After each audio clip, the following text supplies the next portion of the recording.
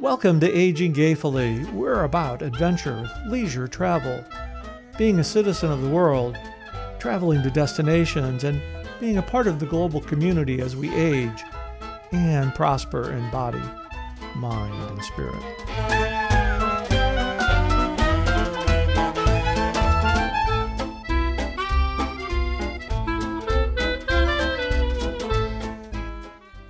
Welcome to Aging Gayfully. I'm Josh, and it's all Greek to me.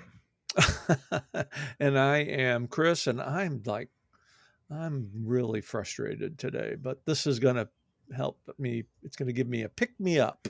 Well, we all have frustrating days or weeks or months or years. Okay, can I start with something? Indecent? Please do.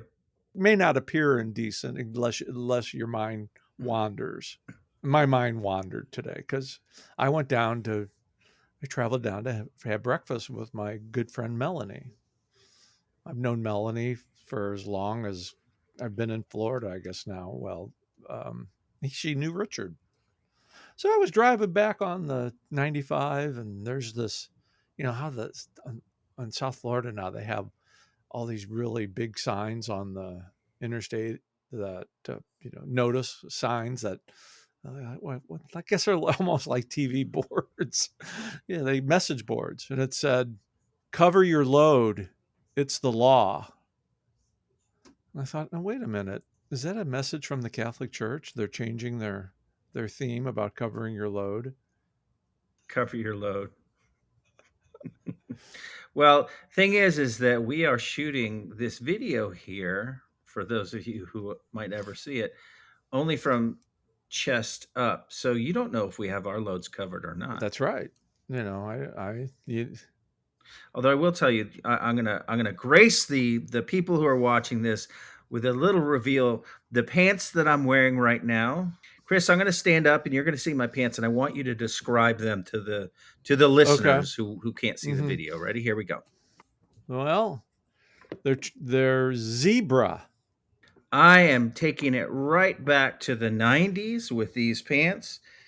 And I don't know if anyone remembers the Zubaz type pants, but especially in South Florida, that was a big thing. The look was those sleeveless shirts, along with Zubaz, high top tennis shoes, and a fanny pack, a front facing fanny pack. Oh, I remember those fanny packs. In Britain, front facing fanny means something totally different, but that's not this podcast. But anyway, those are the pants I'm wearing right now. We need to get some of your British friends on Aging Gayfully. Yeah, I would love that. You go to Britain every other month. I mean, I wish. I absolutely wish. I was actually thinking about that, how wonderful it would be to have that kind of life, every 3 weeks or so. No, heading over the pond, going to spend the weekend in London. Oh, that would be absolutely spectacular. Yeah, I'd say go for it. Let's do it. Oh, sure. Okay. Chris told me I could. Aging Gayfully travels. There we go. I'm sure Amanda won't mind. Well, no, she would come with. She would go. Yeah. She would want to go. Yeah. So I do have a question for you, though. Okay. This expression, act your age. When you hear that expression, because I was thinking about this today, where does your mind go with this whole idea of act your age? It goes to a strict parent who doesn't allow their kid to be themselves. Now, is this a little personal history happening, or is this just the general? A little bit of I think most responses people have to questions come from their personal history. So yes, it's interesting. So using the expression on an adult, though, it's amazing that you asked this today, because this conversation came up in breakfast this morning about acting. Not so much acting your age or trying to figure out life. You need to figure this out before you do. And I looked at my friend. I said, figure it out. I mean, shit. I just turned 67 and I'm still trying to figure it out. Every day's an adventure. You can't, anybody who thinks they have it figured out, or you have to act a certain way to please somebody else. I think the problem, and this is, we all come with our own baggage. So I'll just, for me, it was like you were supposed to do these things. That's the way it was always done. You're supposed to work 9 to 5. And if you're not working 9 to 5, then what's your problem? Or something's wrong with you. Or if you didn't have the white picket fence and 2 kids, there was a problem. And goodness, and here's another example that just happened this week. And we didn't even plan this. This is mental or telepathy or whatever they call it. I was I was on an interview this week with a fellow that's doing a book, and he pulled me out of LinkedIn and he said, I'm doing a book. I'd like to interview you for as a business owner and successful entrepreneur in Florida. I, I kind of laughed. Um, I asked him, well, why did you pick me out? Well, because your business is kind of unique and unusual. I said, well, that's really true, but the successful and all that, I was, I kind of questioned. But he's going through all his questions, and he got to the point to where he said, how has your business impacted your wife and children? Oh, yes, Chris. How are your wife and your children responding to all this? Uh, yeah, and I sat there for a moment, and I said, I could, the 25-year ago Chris would have made something up, but the 67-year-old Chris said, well, actually, as a LGBT senior, um, proudly, by the way, my business was actually started from the experience I had with my partner, who died from esophageal cancer. And so everything that I've been doing with my business has been in his honor. And my business was created from my personal experience, my personal family experience, and it has had a great impact on me both personally and professionally. He didn't really know how to respond other than said, "Oh my goodness." Well, do you And we think that he ended up felt? having a nice conversation, Yeah, yeah, but yeah, it's like, well, what do I need? I don't have anything to hide or not be proud of. yeah, But it's that assumption, yeah. it's like I just had to laugh. My wife and 2 kids. I said, "Goodness."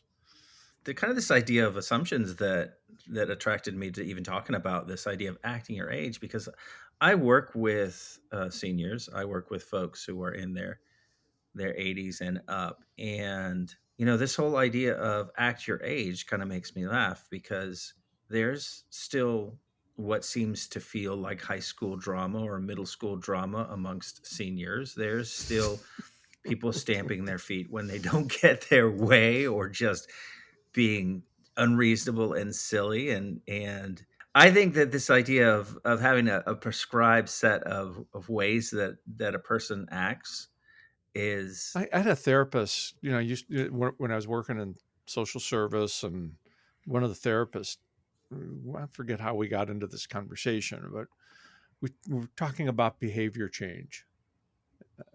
What, how, you formulate a behavior as you during your adolescence and your adulthood, and as time changes, you gain more experience. But do you really ever change, or do you grow? Uh, does experience help you mellow, or are you just always going to be a person that just complains? I don't know. Well, I don't think you can say anyone is always going to be anything. I think that's the idea, is that everyone Everyone's going progresses to be themselves. towards self actualization at a different rate. And some people make it to the point where they feel like they are fully formed and emotionally mature and reliant, self-reliant, but at the same time have an accurate view of themselves and humanity and in the universe. There's no way to measure it, but I don't know that very many people kind of reach that guru on the mountaintop state of mind. It has nothing to do with how old one is. It just has to do with how people have progressed towards maturity, emotional maturity, if anything, I guess is what we're talking about here. Right. And some of that is also can be situational.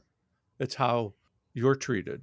Oh, sure. The myriad of factors that affect who we are. Even the whole idea of when you're born, and as a parent, this is something that I think of all the time. This idea of nature versus nurture. What determines the personality of a child? Is it their genes, or is it their surroundings and how they're raised? And the reality, I'm sure, is both. But to what Hmm. degree? I'd love to see a study. This idea of twins who are separated at birth and then they come back together like decades later. And I've seen a lot of stories on that You where mean like Arnold Schwarzenegger? and Danny DeVito. Yes, that's exactly what, man, you nailed it. You nailed it. You know exactly. I don't even need to say anything else because with that, you've nailed it. No, actual twins who come together and all the things that they have in common and all the things that they have different. That shit is fascinating to me. It is. And I don't know. I might just kind of take it a step farther because it's all relatable. I had this conversation with my brother in February when I was in St. Louis, because there's 10 years difference between him and I. And I have very vague recollections of growing up with in and around four of my five older siblings. I have strong recollections growing up with my sister Jerry, who was the closest in age to me, but she's was still 8 years older. But as I said to him, we grew up in two different families. I grew up as an only child. You grew up in actually a family. So, um, and so it goes back to your point is, your surroundings, your upbringing, how you're, the people that you're around, how that helps develop you. It does play a part in your personality and psychic, and it comes back to that question that you started off with, acting your age. I have been at different times in my life accused of not acting my age because I like to be silly and I like to make people laugh. And I think that makes them feel comfortable and at ease. And to me, that's a total misapplication of this idea of acting your age. I think that there is a time for people of all ages to be silly and to be joyful and mirthful and all that stuff. I'm going to be silly right now. Go ahead, what's happening? I got a new Yeah. desk. what, what? He's descending in. You're descending into Hades. What's happening? Oh, now he's coming back up. This is what it looks like when Santa Claus is coming up the chimney. I kind of like this look. Yeah. What do you think? I think that you're playing with things that are just under screenshot, and it's very concerning. I have my load covered. Thank you. Well, folks, I'm going to put a button on this segment. Folks out there, don't worry about acting your age because who knows what the hell that means. Yeah. Go, live life to the fullest. Follow your dreams. Which is a great segue into the next thing I want to talk about. And hopefully, I think you're prepared to talk about this. And if not, then folks, we're going to cut all of this out.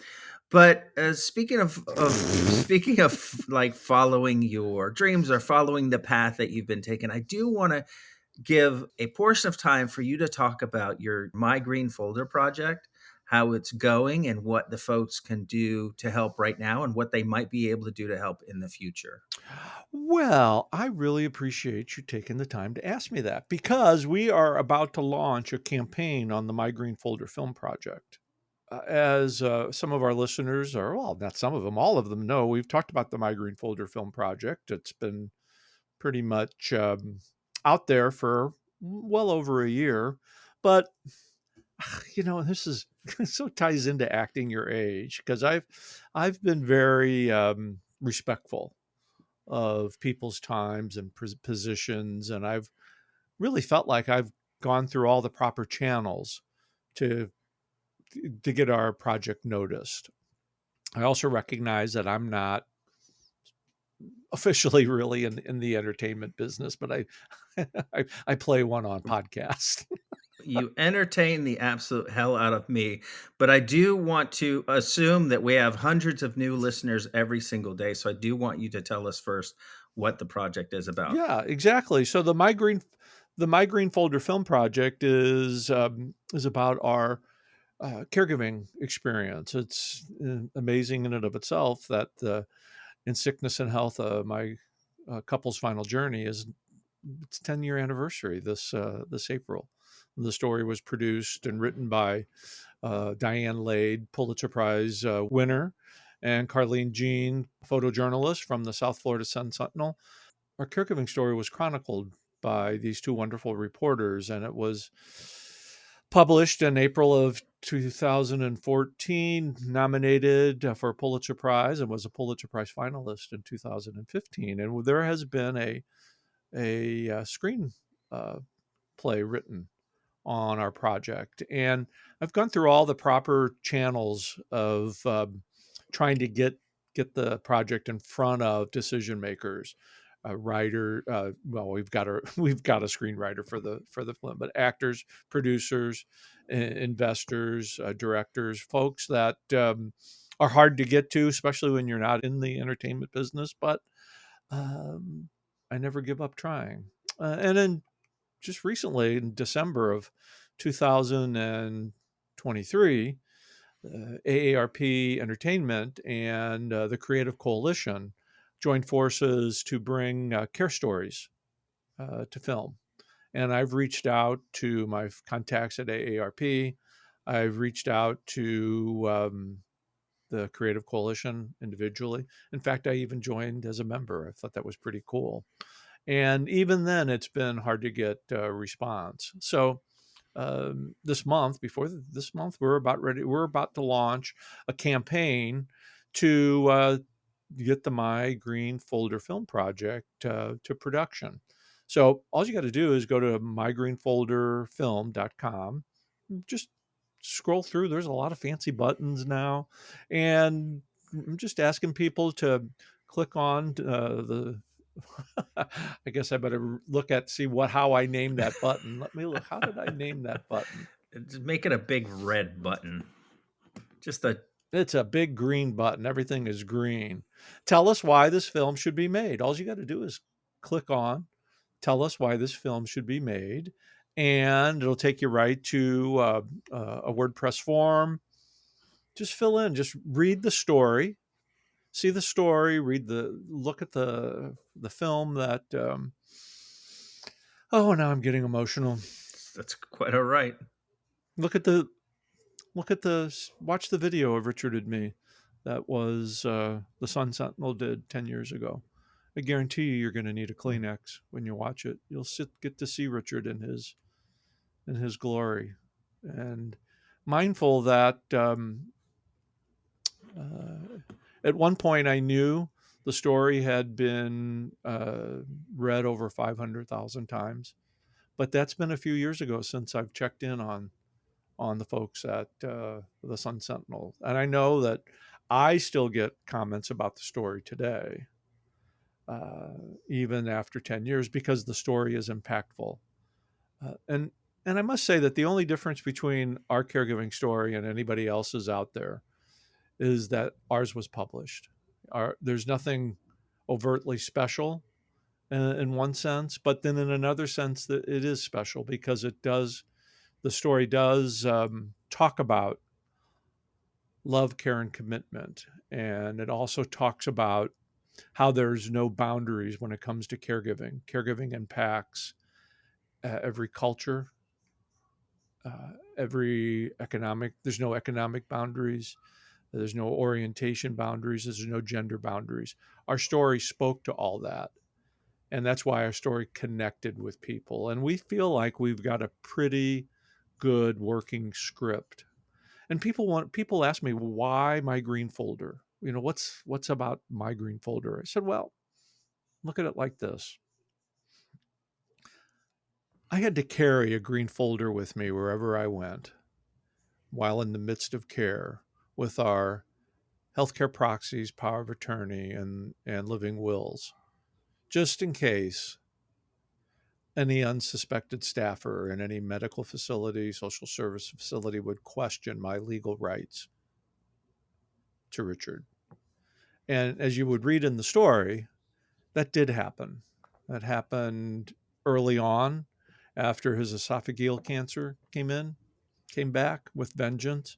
And it also happened at the worst of times, 90 minutes after Richard made his life transition, when I got a phone call from an organization that he had donated his body to, denying denying his gift 90 minutes after he died because the paperwork wasn't correct. Well, funny, when we first entered the hospice uh, 7 days prior, all that was everything was confirmed that the paperwork was in order, because that's kind of the procedure when you enter hospices, to make sure that all the end of life documents are in place.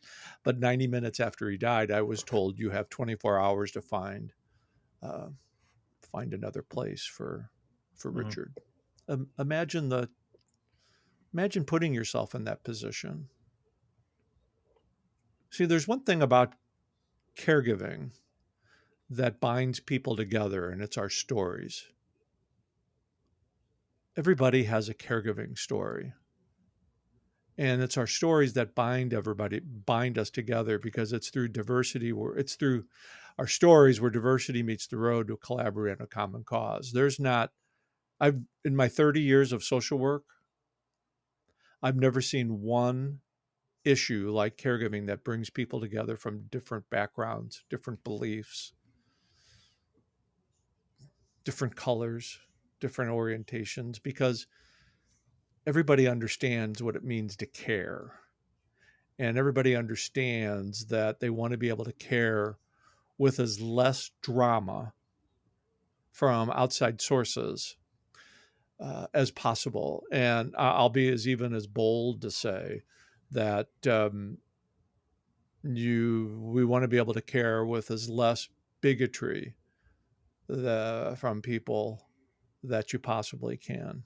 I'm not the My Green Folder project is not intended to change anybody's opinion on sexual orientation or whatever your thoughts are on that.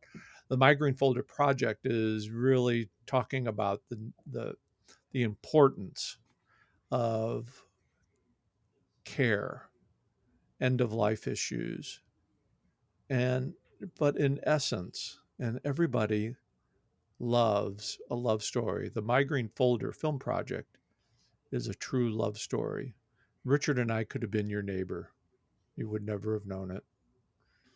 And that's the reality of the My Green Folder film project. And that's why I will never give up having this project, getting this project to production. And the way you can help is to go to mygreenfolderfilm.com and put in a quick testimonial.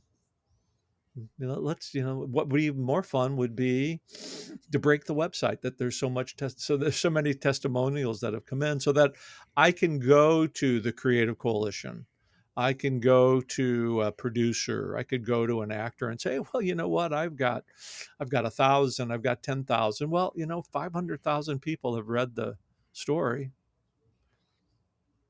Like the sign says behind me, if you can dream it, you can do it. Well, I'm doing it. I'm taking the masses to the people who haven't had the time to respond to the inquiries that could respond now. So any inquiry, any words of wisdom, anybody interested in helping, just go to mygreenfolderfilm.com. And I want everyone to blow that up, like Chris said. It's funny though, because just off air before we started, Chris was bemoaning website troubles, and you heard it. He just asked you to blow up another website. So Blow up another website. the guy doesn't know what he wants. What can I say? Oh, yes, I do. I do know what I Well, want. good, because that's our last thing we're going to talk about. This is a quick hit. Ready? So you just you answer off the top of your dome. Is there music? Wait a minute. We got to get them. I mean, you're the producer here. I'll put the music in. Let's say drum roll. How do you like? No, that was. Oh, come on now! You're playing with the So, buttons again. I see. I don't want to be a producer. Okay, there you go. How did I do? So Incredible. So I want you to give me your top 3 list of the next 3 places you want to visit, right? Top 3. Ready? Go. Barcelona. Barcelona. Okay, my first one then will be Toronto. I want to visit Toronto, Canada. So your Oh, second okay. one. Vancouver. Ooh, the place of my birth, Vancouver, Canada. My second place Yeah. would be somewhere, anywhere in Ireland. Oh, okay. You've got me on my third. Is it time for my third one? Your third one. Scotland. Ooh, yeah. Amanda and I have been talking about Scotland because we have a couple people there that we know we could visit and go see that. Yeah. So my third place then is I want to go see Norway. I think I talked about that last week. So that is Oh my yeah, third place, Norway. yeah. So Norway, Ireland, and Montreal. Well, let's see. I've been to Montreal, and it's definitely worth seeing. But if you're going to Montreal, you want to go to Quebec City as well. Okay, well there you go. I'll put But that as I have another new place that I never thought that I want to go this far. But I'd like to go to Japan. oh, very. Amanda's been to Japan. Has she? She has. Her brother used to be stationed there, so she went to visit Tokyo. So I'm sure that she's happy to talk to you about that. And also an old friend who I haven't talked to in decades, but an old friend who I could connect you with decided to teach school there way so many decades ago and still lives there. Let's do it. His name is Richmond, and I'm sure that he would be happy to show you around. Well, let's connect him. Let's talk to him. Excellent. We'll do that. All right, Kiss. All right, Kiss. All right, Chris. I remember when KISS started. I was in a high school when KISS started. I was a senior in Brentwood High School, and KISS was just starting because I had 4 classmates that dressed up like them. And they formed right in front of you. Well, they did because these 4 classmates, they dressed up just like them with all the makeup. It's like when we go back to a class reunion, which is going to be 50 years and just a couple of years. It's like we always talk about those 4 where they dressed up like KISS. They're in the yearbook. It's like, Well, let me tell you that I had the singular misfortune to attend a Christian high school. So had they shown up to that school, they would have immediately attempted to exorcise them. And I don't mean run around the field 7 times. I mean holy water and the whole rigmarole there. oh, that holy water. It's really magical. You ever drank it? No, but only you could make holy water sound dirty. Well, 6 years in the seminary will do that to you. So Excellent. So, Chris, how can people get in touch with us? you can get in contact with us by yes, I am at AgingGayfully.com. Yes, I am at AgingGayfully.com. And, Josh, since I'm changing servers for our website, we're going to have some personal email addresses too. You'll be able to email Josh directly or me directly, or we're going big time here. I love that. Next, right after that, we'll have our own parking spaces. Yeah.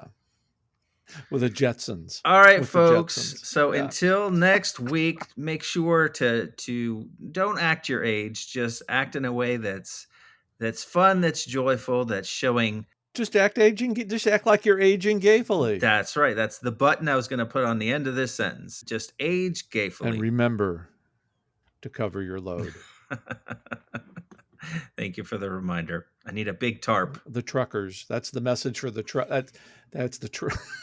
I got no, I don't. I was going to say I have a vision, so I may as well go ahead and say it. But that message was for the truckers on 95. I just took it to another level. Yes, so of course, always. All right, Chris. We'll talk to you later. I'm not acting my age. Yes, you are. Thank you.